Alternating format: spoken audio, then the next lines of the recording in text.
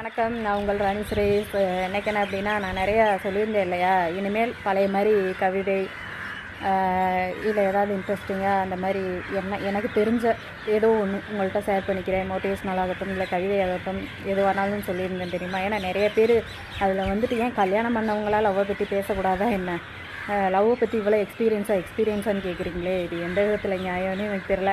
சரி, நம்ம பார்க்க வேண்டியதை பார்த்துலாமா. ஏன்னா நானும் லவ் மேரேஜ் தான். லவ்வை பற்றி எக்ஸ்பீரியன்ஸ் இருக்கிறவங்க தான் அதை பேசணுன்றது கிடையாது. லவ் அப்படின்ற ஒன்று அது அது எப்படி இருக்கும் அப்படின்னு தெரிஞ்சாலே, நம்மளாம் மனசு தானே.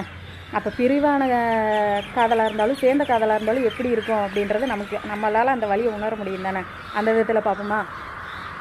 பிரிந்த காதலை பற்றி பார்ப்போமா. பிரிஞ்சாலும் சரி, நமக்கு பிடிச்சவங்க நம்ம கூடவே இருக்கணும் அப்படின்றத விட எங்கே இருந்தாலும் நல்லா இருக்கணும் அப்படின்னு நினைக்கிறோம் பார்த்தீங்களா.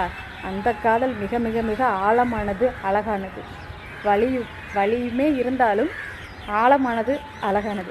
நமக்கு பிடிச்சவங்க நம்ம கூடவே இருக்கணும் அப்படின்றதுக்கு அவசியம் இல்லைங்க. எங்கே இருந்தாலும் நல்லா இருக்காங்கல்ல அப்படின்ற அந்த இது இருக்குல்ல, அது அதை அணிவித்தவர்களுக்கு மட்டுமே தெரியும். கண்டிப்பாக அது எத்தனை பேருக்கு நம்மளை அவங்க எவ்வளோ தான் அதை கடந்து வந்திருந்தாலும் அந்த நினைவுன்றது அழியாத ஒன்று தான்.